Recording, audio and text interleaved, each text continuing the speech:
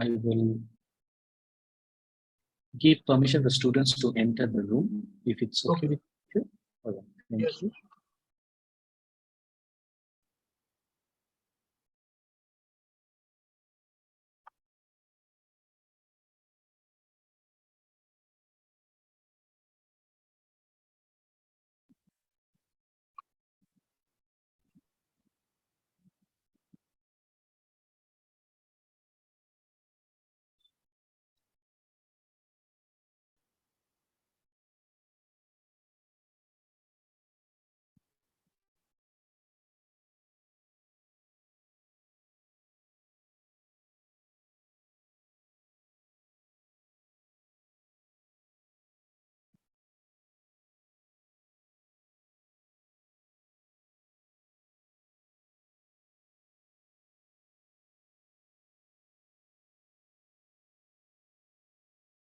Okay, good afternoon, dear students. Thank you very much for joining this session.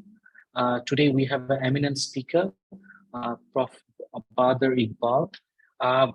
Today we have a topic that he's going to speak about why and how to undertake research. It's a very interesting topic. And of course, I believe all of you will get some very relevant ideas in order to pursue your PhD as you are already doing. So without further ado, let me introduce the speaker. Prof. Badar Iqbal has been associated with many global business schools and research institutes such as Monarch Business School in Switzerland, and also an adjunct professor and extraordinary professor as well in the College of Graduate Studies, University of South Africa as a visiting professor, and also College of Business Administration, International University of Business, Agriculture and Technology in Dhaka, Bangladesh. And then external relation of research, Frederick Bastiat Institute in African Economic Research in Ghana. Prof. Iqbal has also been awarded with 12 global fellowship across the continent. Fulbright Scholar in Residence in Kathleen University, South Carolina State University, South Carolina State in US, as well as Kentucky State University in Kentucky, US. Also, he has a recipient of the DADS Fellowship in the German Institute for Economic Research, Berlin. And he has also been awarded with different institutes across the developing economies like Tokyo, Japan, Faculty of Economics in Tokyo, Japan as well. And also, he has been the multi-educational journal Scopus Index journal. He is appointed as the editorial board member. The Journal of Economic and Administrative Sciences, Emerald has appointed Prof. Iqbal as a guest editor for upcoming special issue in RCEF, which is coming in February 2023.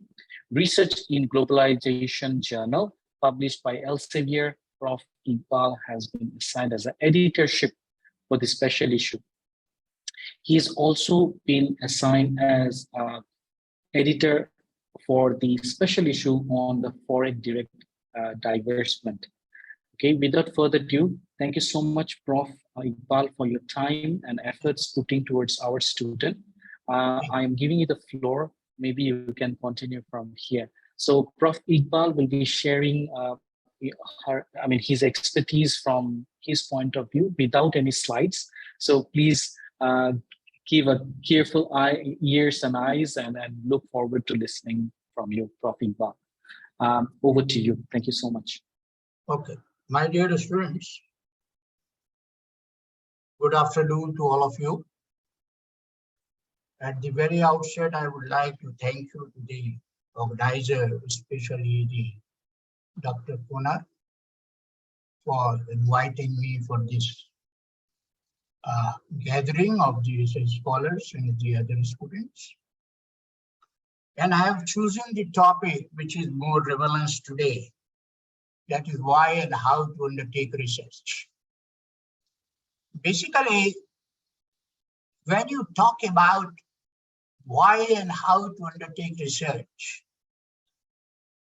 2 or 3 things you must keep in mind.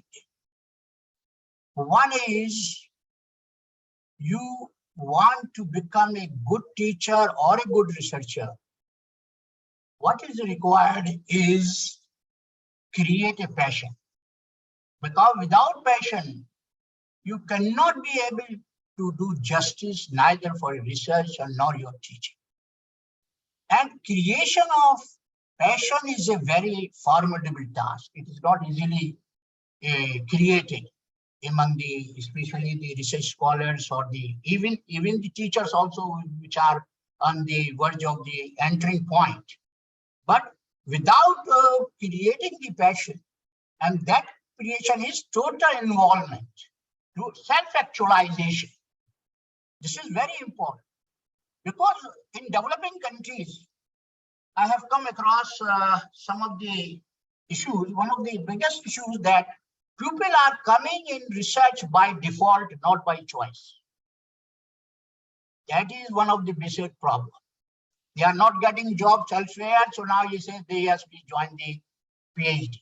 And because monetary stipend is always available, so naturally. And that's why the quality of research or teaching both are deteriorating because of this reason. Because if you are joining a research by default, you have no interest. You cannot make yourself self-actualize. You cannot make yourself total involvement. Because in research or a teaching, you have total involvement in the process of research. And that is why I always say passion is to be created. And there is no end to passion. And there is no end to research. At any age of, you can do the research whatever you like. There is not any limit that thereafter you cannot do it, because research is a continuous process. And in order to create the passion, three things are required. One is consistency in your efforts. Second is continuity in your efforts. And third is diversity in your efforts. If unless until these three pillars for research, every research scholar has to bear it out and have to rely and have to undertake these three aspects. Now, when you talk about the why research should be taken, this is the another issue. You must know that we are living in knowledgeable world, knowledgeable economy. And naturally, you have to create knowledge. And how can you create knowledge? Unless until you will not undertake the research. And today, what is it? In this global world, what is sellable? Nothing else, only knowledge is sellable. And your price is determined by your level of knowledge, not by any other means. So that's why you always keep in mind that you must, that why research is taken to add value addition. You add new things, because you must be very clear, you are not doing searching, because search is only in natural sciences. In social sciences, you are not searching any new thing. Whatever already searched, you have to make a value addition to that, so that it becomes more and more improved, more and more knowledge must be created. So that's why research has to be taken. And one thing also you always keep in mind, research and teaching go hand in hand. In today's, in 21st century, you cannot separate your research with teaching. No, they are always go hand in hand. And naturally, when you want to go, when you make this hand in hand, then you have to undertake the research. Because teaching, you are having theoretical concepts. And now these theoretical concepts, how far they are possible, how far they are not possible, how could you prove it? You will prove it through research. So that's why you always keep in mind that this is the one of the most important is that research is a continuous process, and everybody has, whether you are going for teaching or whether you are going for research, you have to go, you have undertake the research. And research is the need of the day, research is the need of the hour. And you cannot improve, you cannot bring any improvement in yourself without research. You cannot face the task, you cannot discuss, and you cannot argue the people with the researcher only through research, because it is an academic discussion. And in research, you always keep in mind, particularly in social sciences and other type of sciences, there is always, what is the basic? It is a perception difference. How you perceive, I am perceiving a problem in one way, you are perceiving the problem in other way. Third one is seeing the problem in other way. So it is the matter of perception. So that's why you always get, but you can argue either you satisfy yourself or you satisfy the others. That is the very, very important.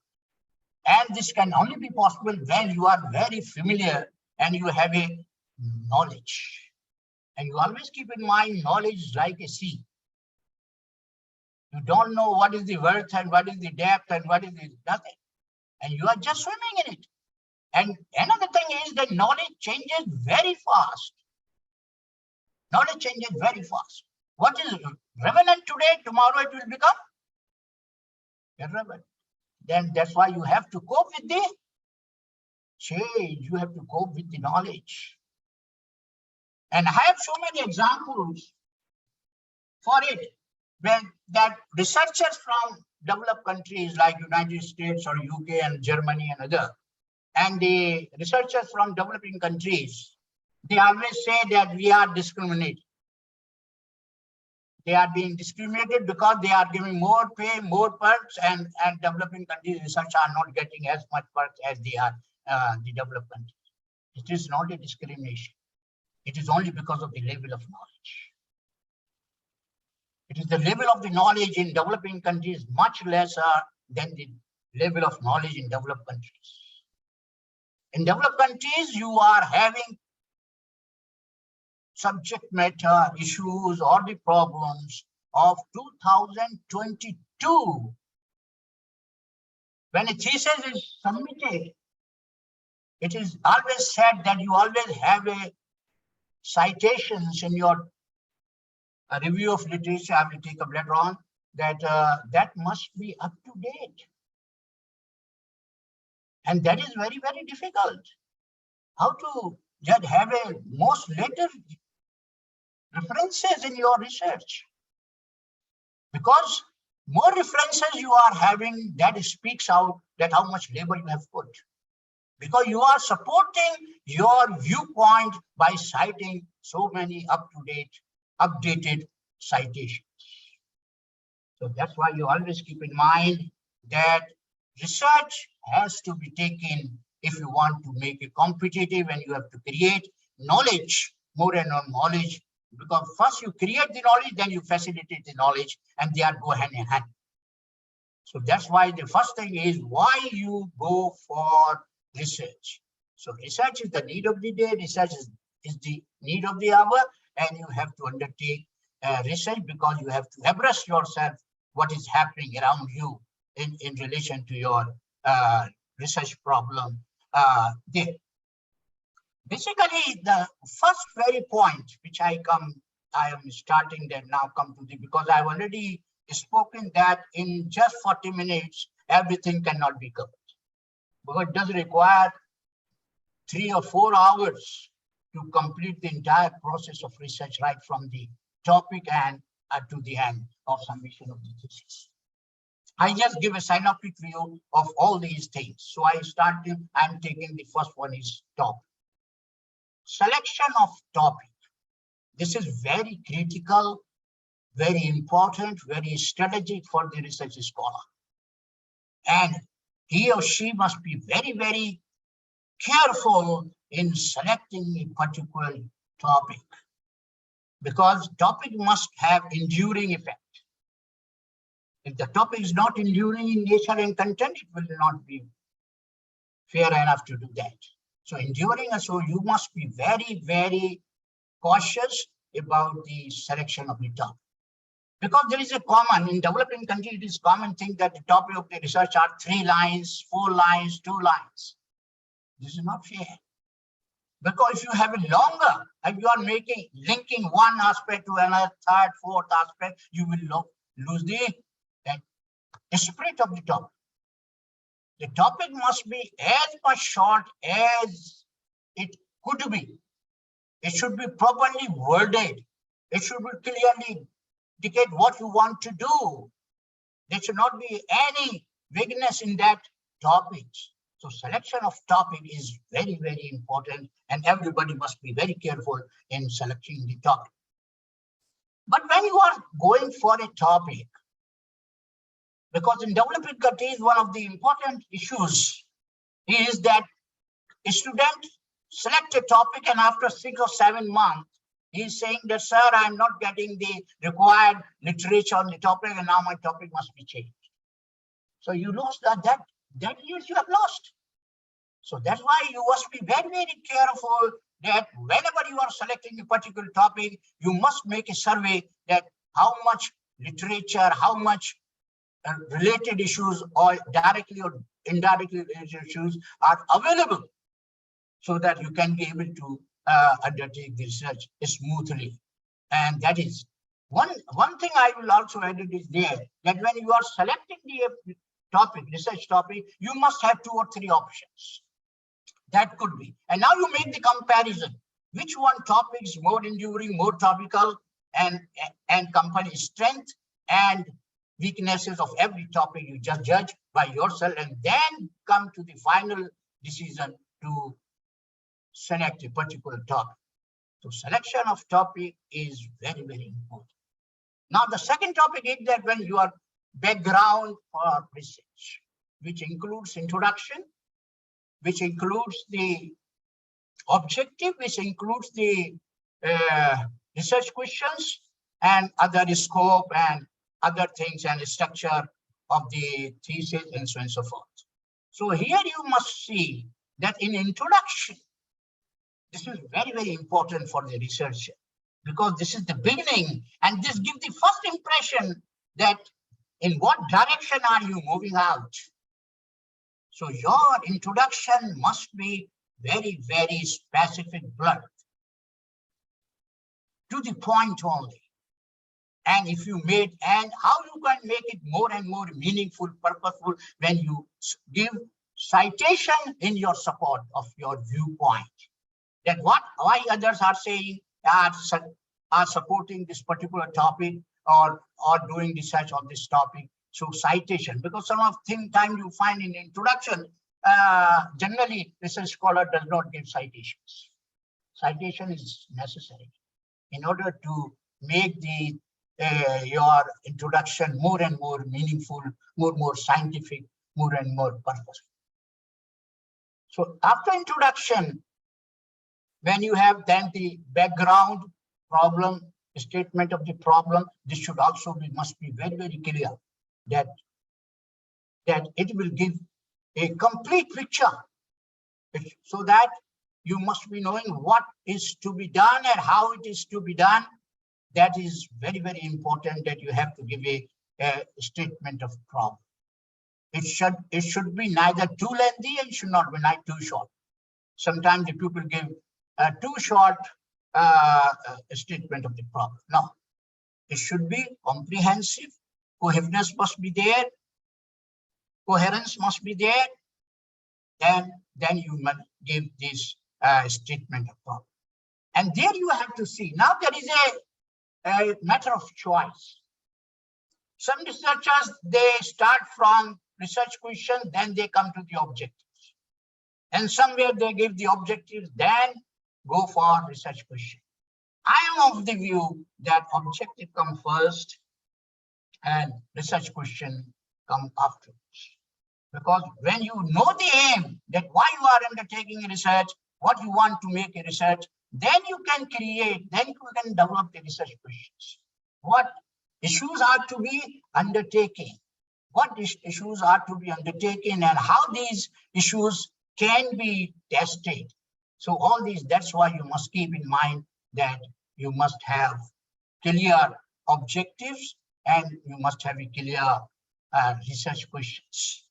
After giving the objective and research questions, then you have to go scope, the scope of the research.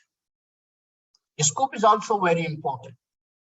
Catchment areas, what things you will cover up, because in research, everything cannot be covered. and you have to be very, very particular and mention that I am going for covering these aspects of particular topic. Because you cannot cover every aspect of the topic. So scope, sometimes you also decide about the time element, how many years you want to take, 10 years, 5 years, 15 years, 20 years. That will also, you can have to give all these things very, very clear understanding. Clarity of thought must be there. This is the very, very important aspect every research scholar must keep in mind. That is the clarity of thought. If the things are not clear, you cannot be able to move further. And thereafter, so many other aspects are also there. Scope, then structure, then limitation, all these things are there. Because of the time curiosity, I'm not going to detail in that. Now, the second aspect of review of literature. This is the second most important component of research, review of literature. And that then you have to have a review of literature. You must be also very, very particular and very, very clear about the review of literature, because review of literature laid down the foundation of your research. But why you take the review of literature? In order to find out what is left out by others, which you call research gap. Unless until you will not review the literature, you cannot be able to find out what is the research gap, what has been done by the other researchers and what has been left out, and which you are making, you are undertaking research on those aspects which are not much research and so many things, and there is a more probability of that your many things are left out. That's why review of literature is very, very important. Here, one thing I will also want to is that in economics, which is the universal thing, is that there are two options for the researcher. First option is go from macro to micro, from general to specific, or from specific to general. These are the only two modes you always keep in mind for undertaking research. But in my opinion, that micro level studies are much better than the macro level studies.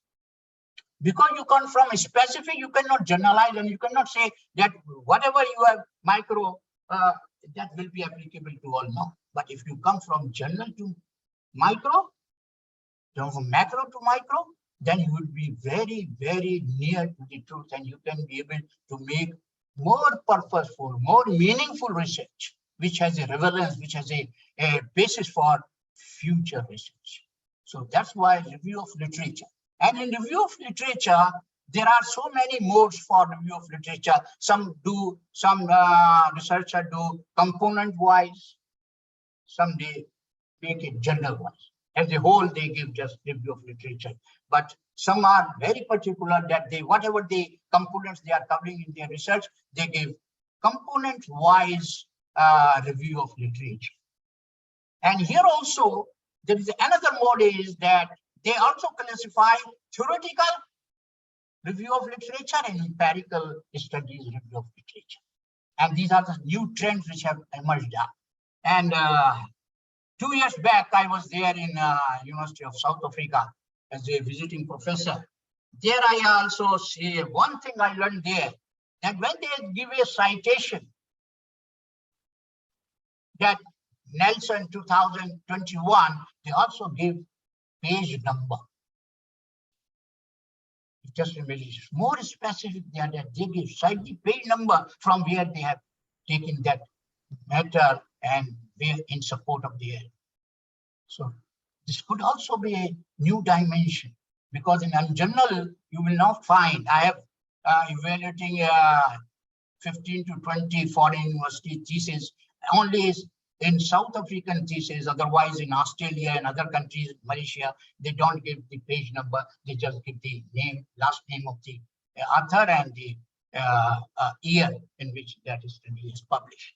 But in my view, it would be much better if you cite anything, then you give also a specific page number of that thing which you have citing in your. So this is about the review of literature.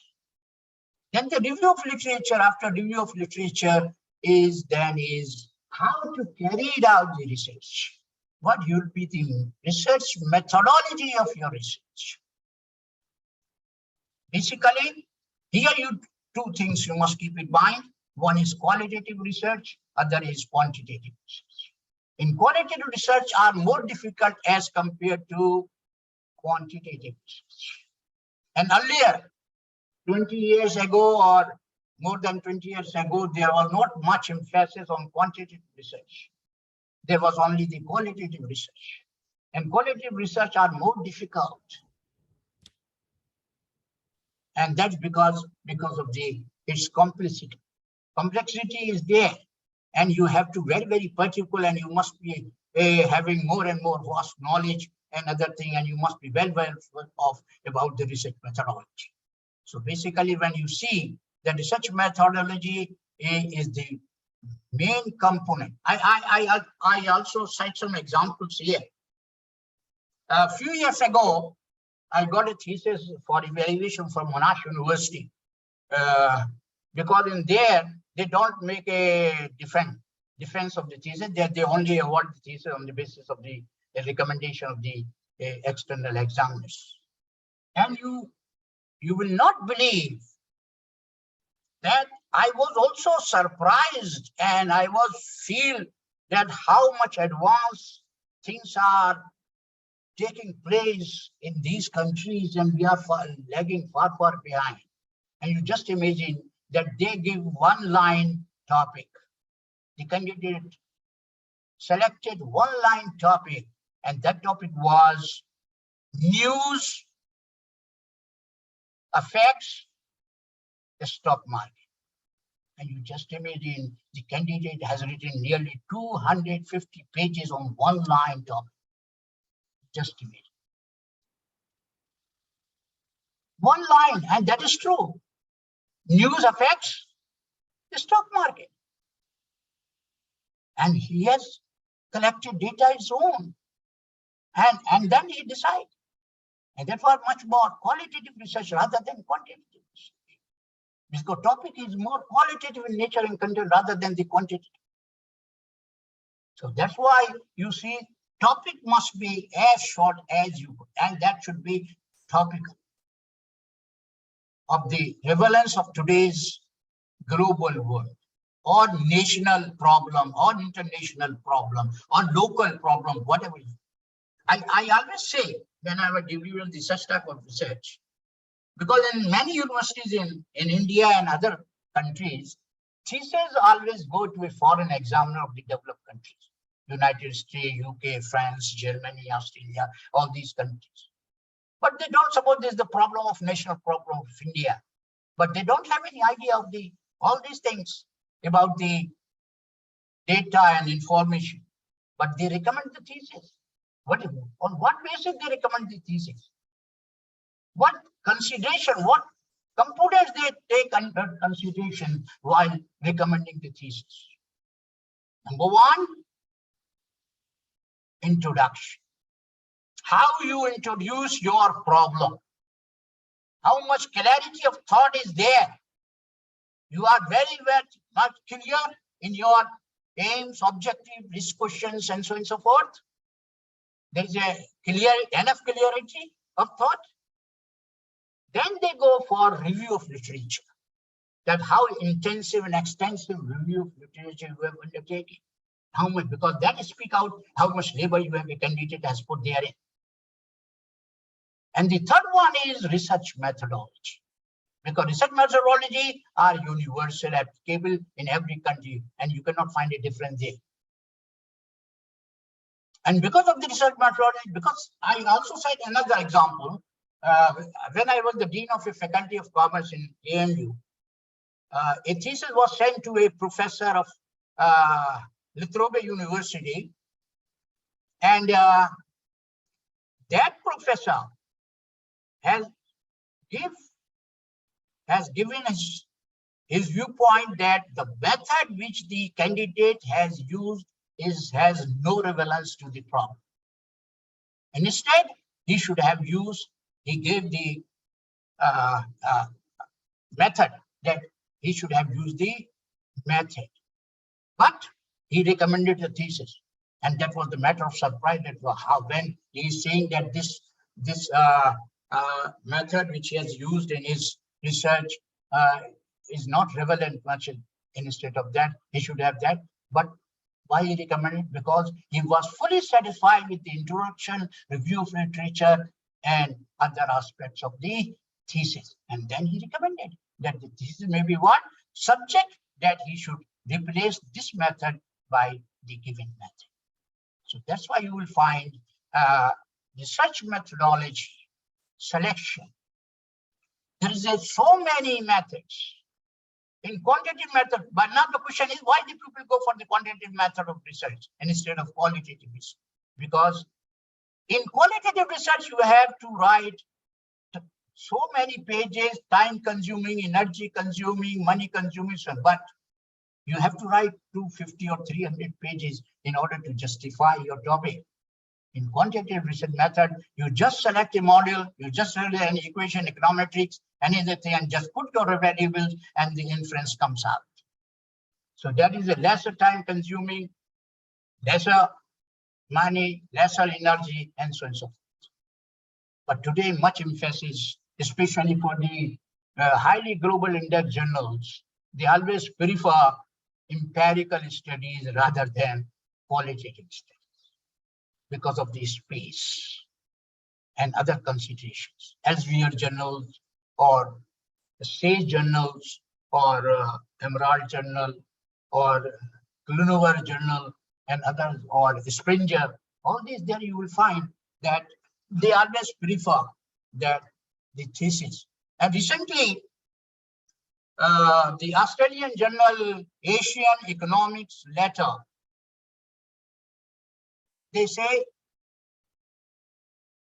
they put a limit for the contributor that in 2,500 words, you have to complete your entire research problem in the form of a paper.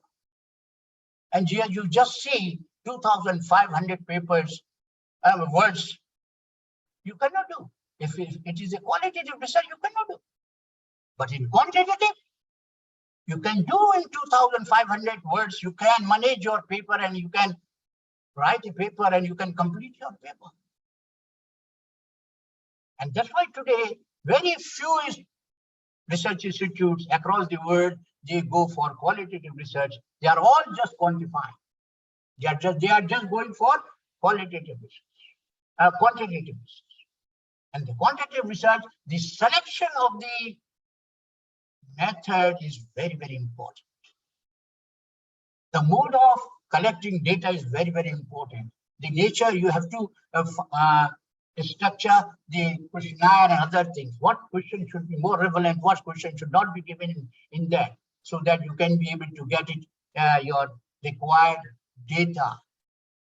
Because in qualitative research, you have to generate your own data. In micro level, you have to go for your own data.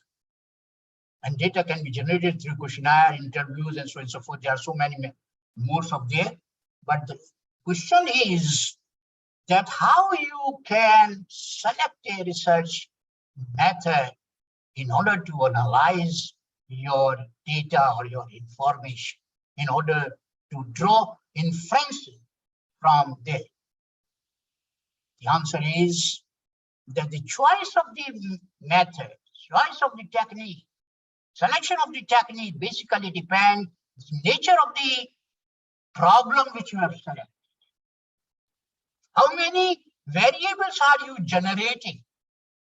Some are generating 2 variables, some are generating 3 variables, some are generating 5 variables, some are more than 5 variables. They want to testify.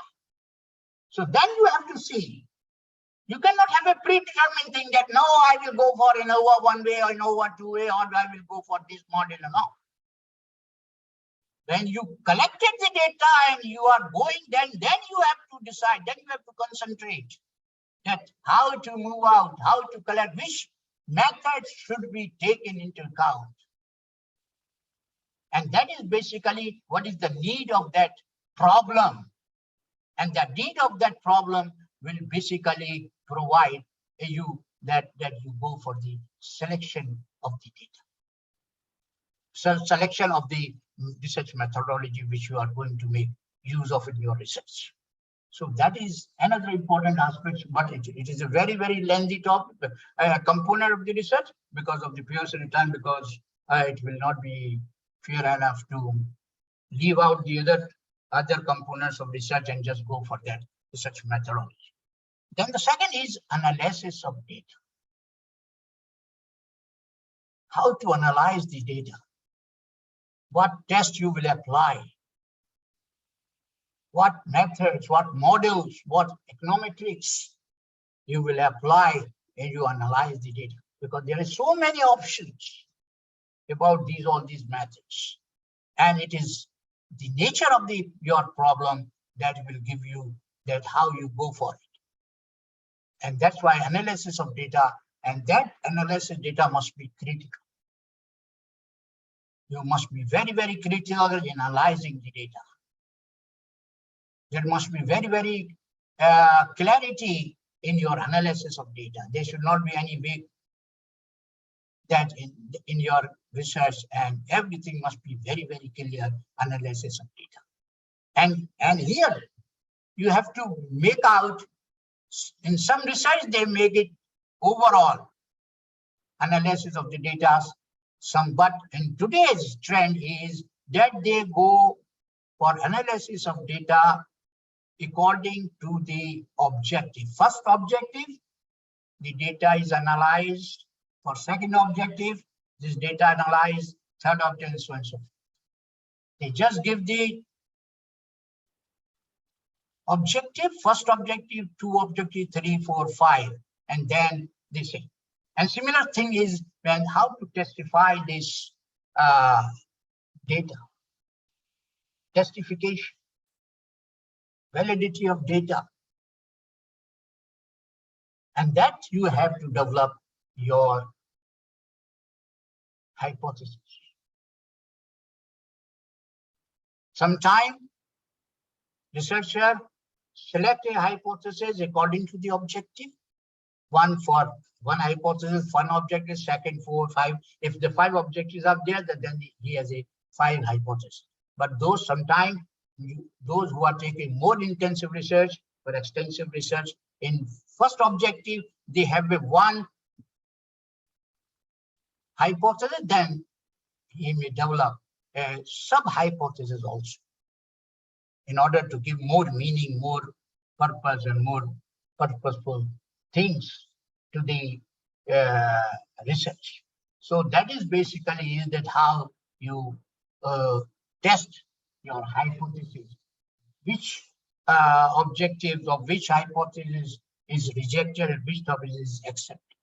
And if rejected, what is the basis of rejection? If it is accepted, then why it is accepted? You have to give your justification.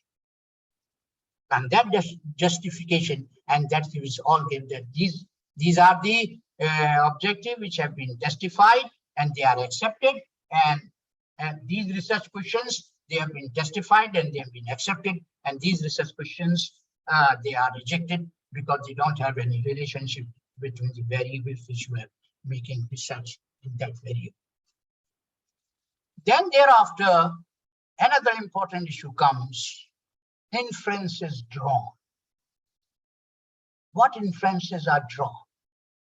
In my opinion, you always keep in mind, this is the real contribution of the research scholar. Other they are there, but it is not a real contribution. Real contribution is what inference, because these inferences are not available anywhere. These inferences you drawn from your analysis of the data, and that inferences must be very, very clear, and that must be related to your objectives, your research questions. They must be very, very related, and then you have to give your own specifications. And then there is a thing when you once draw the inferences from your undertaking the research, then you have to go further, that how these inferences or the conclusions or the findings, whatever name you will give them, have implications, and how they can become the basis of the future research. What is the direction of the future research? And you have to give your justification that why you have, what is the limitation of your research and why other aspects have been left out. And you will then say future research.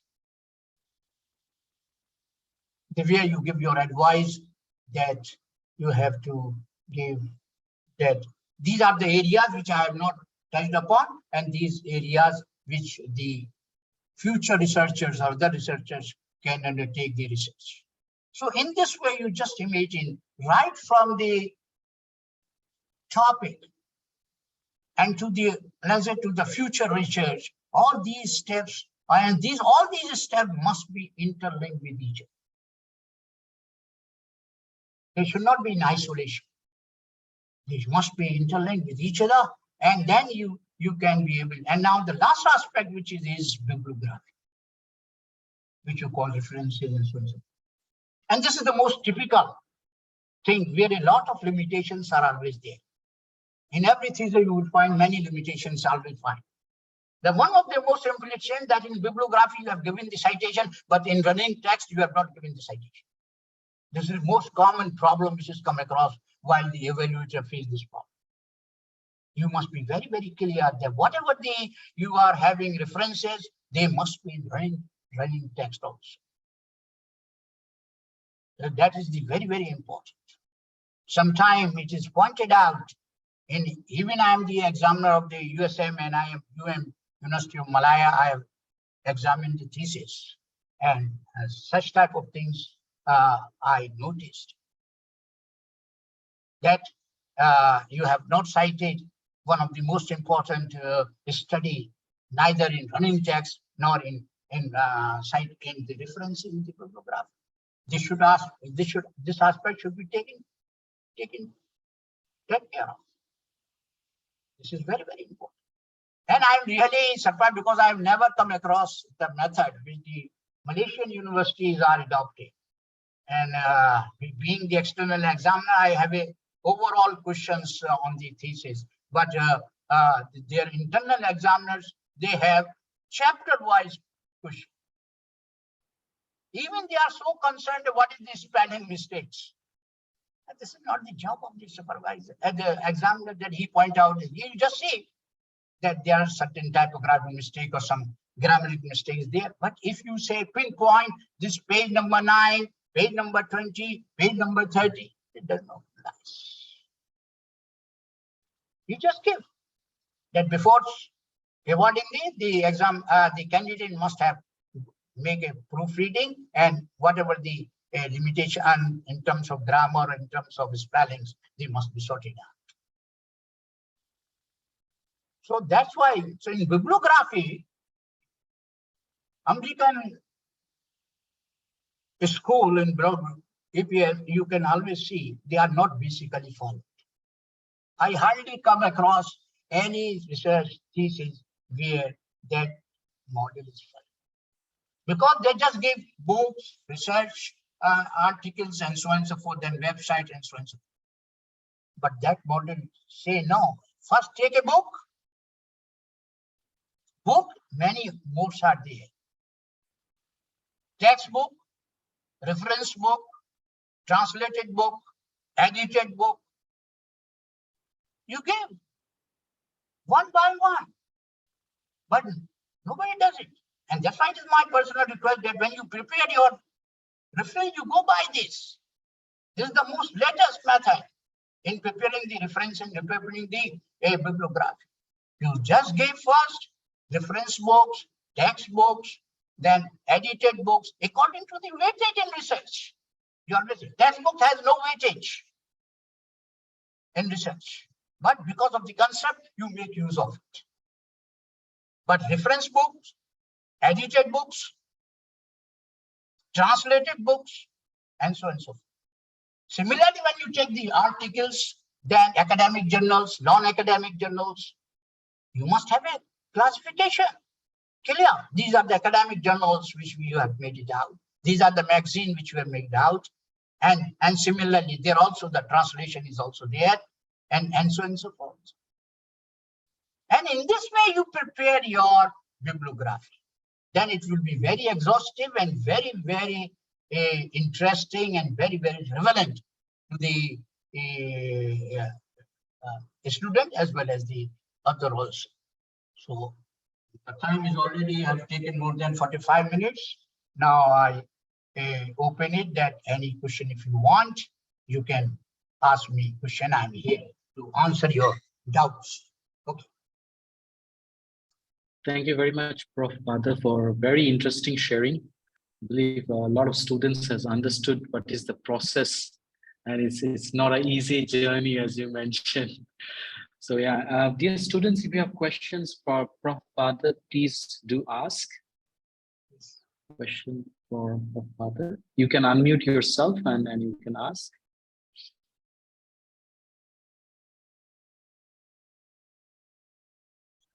Yes. Anybody? I think everybody is overwhelmed by what you have shared, and then still anticipating that.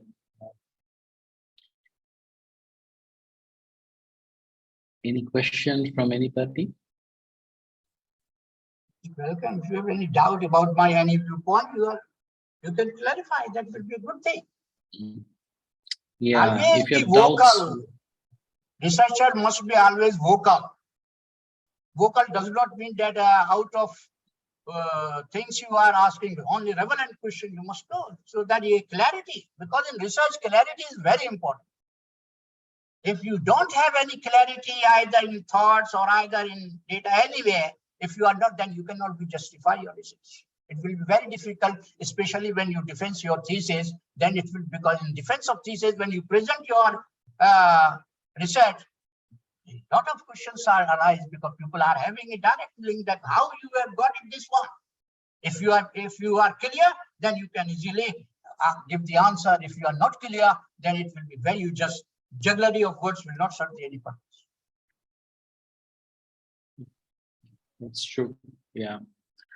Prof, I have one question. Maybe if you Yes, can sure. guide the student towards. I think most of the students will be maybe going for their proposal defense or their final viva. Usually, what sort of suggestion do you think it's important for them that they should understand that how examiner actually look at their thesis with perspective? What any tips you can share with them? Yeah. Yes, this is a very good question you are asking, and this is very beneficial for the research scholar also. Basically, when thesis defense is taking place, he should prepare slides, and these slides must be carefully examined by the supervisor. Because I have seen somewhere that slides are there, but supervisors have not seen these, and so many glaring mistakes are there. So, because recently one of my students, which I'm supervising Uganda Institute of Management, he sent me about 39 slides to be, and I raised the questions that these slides, this is the limitation, these slides, this is the limitation, this could be the answer, this could be asked. So the role of supervisor in this is more important than the role of the researcher, to be very frank, because researcher not have that level of knowledge or that level of experience which the supervisor do have. So that thing must be. And main important thing is that the areas in which you feel confident, because in every area, no research scholar in all area will be confident. If somebody say, I don't believe. Those areas in which you are confident, because in defending the thesis, confidence is very, very important. It should not be shaky. You must be very, very confident, and you must have a confidence that what I am saying is correct. And suppose examiner just change for the sake, he say, no, is it so? You change your answer. No. You must argue, no, yes, sir, this is correct and this is the fact. And that is basically, but then the third important thing is that how much time you allot for defense. There should not be unlimited, to be very frank. Because researcher or a student cannot. Yeah, we have 20 minutes actually, Prof. We have 20 minutes, they're keeping in mind 20 minutes, you prepare your slides. And those slides in which you are easily, without seeing the slides, you can explain. This is basically what happens today. The slides are there, students start reading it. This is the most common thing. Yes. They start, and that's what time is lost. You are giving, so I am reading it, but you give the gist of that. This slide, the purpose of the slide is this. And that will come with its own, not by seeing these slides. And that basically is 20 minutes is there, but I don't think that in 20 minutes, any just defense could be possible. So these are the certain points which the researcher, when he's defending his thesis, because in Malaysia, you just imagine 2.5 hours they take for defense. Yeah, I feel sometimes it's same here. Yeah. Yes, 2.5 hours. That is I'm facing. And I told the chairman of the panel of the, sir, this should not be one, because you think that you can have a time of 2 hours, 30 minutes, but I don't have time to have 2 hours. How can I sit? Because these are all practical limitations which the researcher are facing. And you just imagine that how a researcher in 2 hours, 30 minutes, he can be able to justify. As a human being, put yourself in that place. Huh? So all these things are there. That's why I really sorry to dissatisfy with the way of Viva in Malaysian University now. Because on 3 universities, I have experience. Now in August 11, I have also another USM candidate. Viva is fixed for 11th August.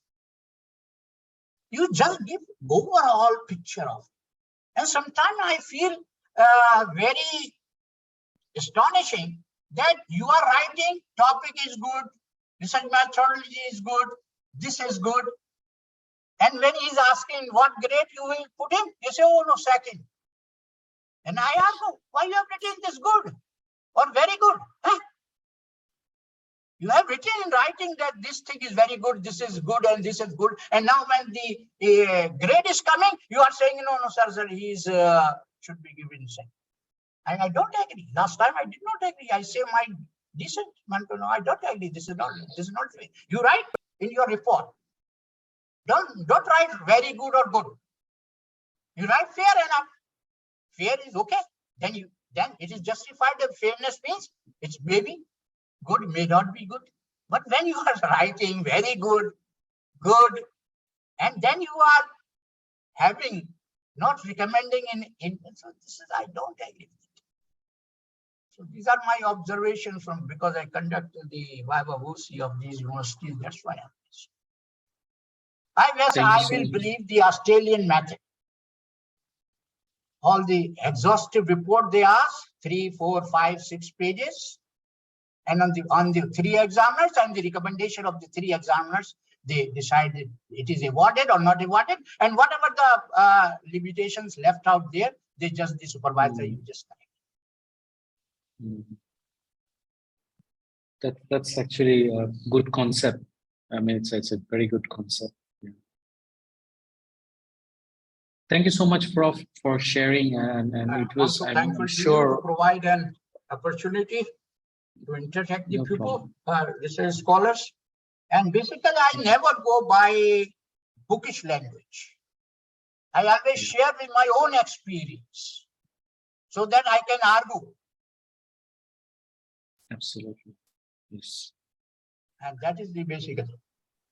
Yeah. Thank you so much once again, Prof, for sharing. For dear students, the recording of Prof's session will be available in our website. The link I have shared in the chat box. So I think you need to view once more and listen to Prof many, many times because he has a very practical points that he has bring forward.